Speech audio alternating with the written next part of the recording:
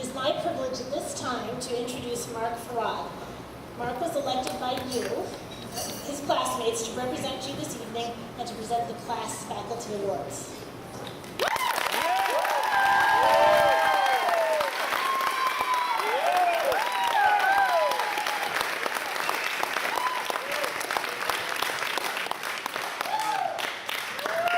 I haven't been this nervous since meeting the Obegon residents.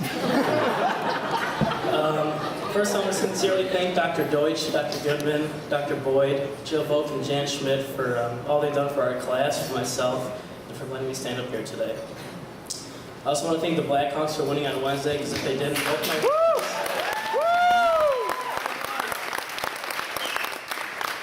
both my brothers would be out watching Game 7 instead of here listening.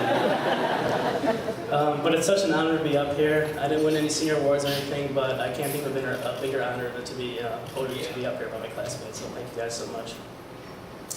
When I first came to med school, I wasn't thinking much about the people I was going to meet. I was thinking about how tough it was going to be and whether or not to do research, and when to start studying for boards and how to get a good residency. But now that I'm leaving and looking back, the things I remember miss the most are the people that I've met and all my classmates.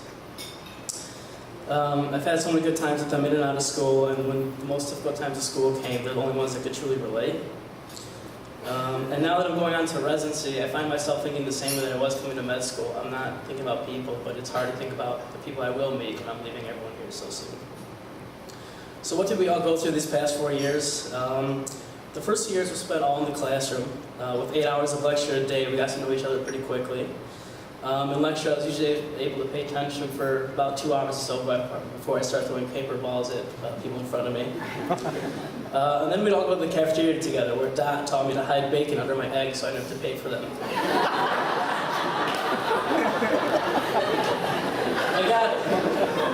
I got pretty good at it, but Isaac not so much. He got caught by the cashier one time. You should hear him stutter when she said, "How much bacon you got under there?"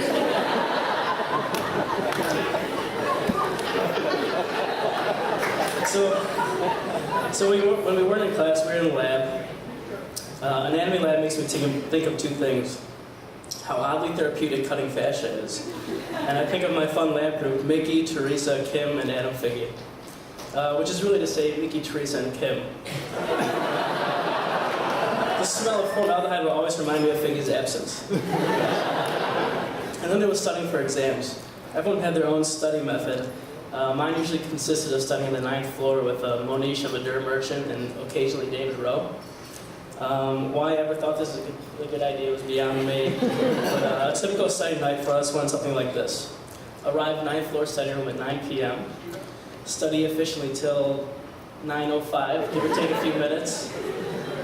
Start talking. 9:20, D-Row gets up to leave because he's not getting any work done. But he never says that to why. He always says, "I'm meeting up with Vicky."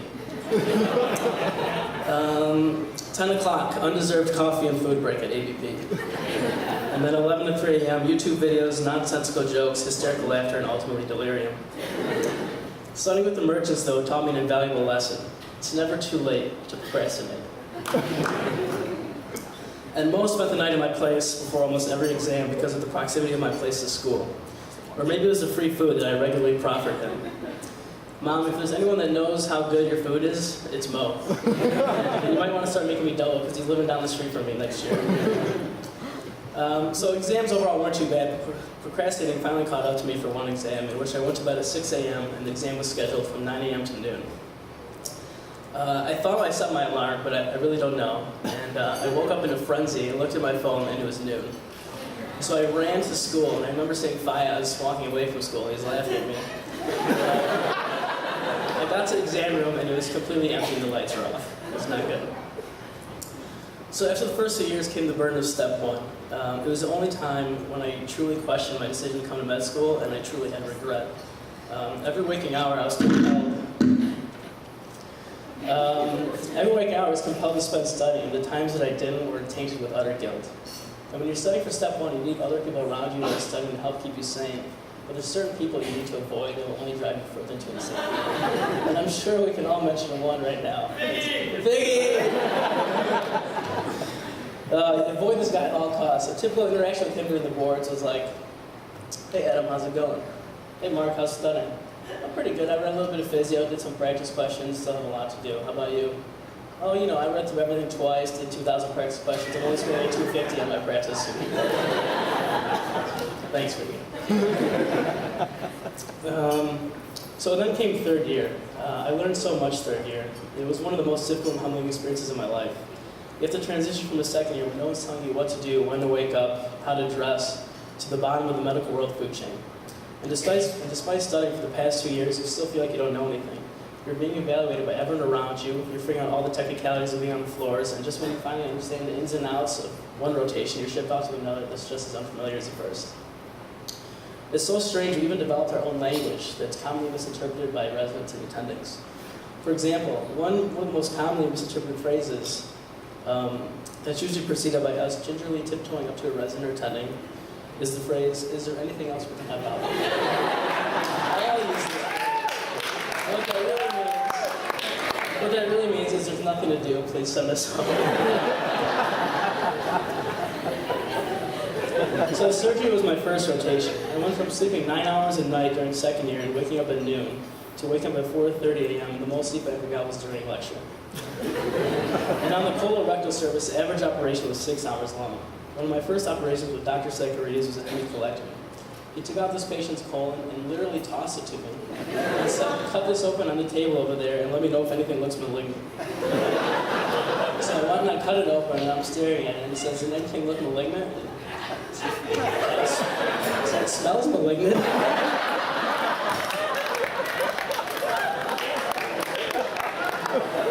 It turns out it wasn't malignant, and apparently strength of odor and cancer have no correlation. Another memory I have from surgery is a joke that I played on Dot. On this particular day, we were to find out whether or not we passed or failed step 1. Everyone was supposed to have their pages on, because if you failed, you're going to get a page from Jan Schmidt letting you know that you failed. So, Jan and Dr. Deutsch, I apologize for my unprofessionalism. But I was sitting next to Doc, and I sent him a text page posing as Jan saying, "Please come to the home SP to see me at step 1 score." His pager went off, his jaw dropped, and his soul dissipated right there. I couldn't let it go on for more than 2 seconds, and I told him, "Dad, it was just me." So psychiatry is my next rotation, which immediately reminds me of a special schizophrenic patient on the psych ward who wore around his white coat, which is just a white button shirt that he wore over his clothes and kept unbuttoned. He called himself a doctor and went around telling all the patients to take their medications. He was an older patient, and I had to interview him for my oral exam, which is when a resident sits and watches you interview a patient. And when I was done, just as I was about to leave, he says, "Hey, where did you go to medical school?" I said, "Rush." He said, "Oh, that's where I'm going to get my doctorate degree." So then I had internal medicine. It was the longest, most heavily weighted rotation in our class rank. And just when I thought I was in the clear after surviving surgery, in came internal medicine, and we did brain rounds, and attending rounds, and 11 rounds. And it soon felt like eternal medicine. Adam Figge was on the rotation with me. When we started the rotation, he had a full head of hair. Everybody knows.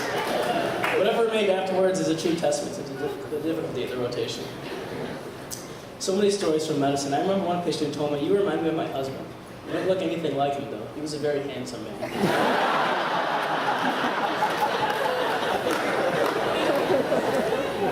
And our grades were largely determined by our evaluations from attendings, and the evaluations were most often based on our patient presentations. So one night I stayed up late practicing my presentation for the one patient that I had. I'm not like Isaac, who has a disgusting ability to present a patient flawlessly without looking at his notes or practicing. But I stayed up late studying, or practicing, and we went around the next day. It was me, the attending, and one resident. And just as we're about to get to the door of the patient, the attending says, "Okay, tell me about Mr. So-and-so." I take a deep breath, and the resident starts presenting the patient. And I was so frustrated. And he presented the whole thing, and afterwards the attending looks at me and is like, "Isn't this your patient?" "Next time you should present, you should be more proactive." And later the resident came to me and said, "Sorry man,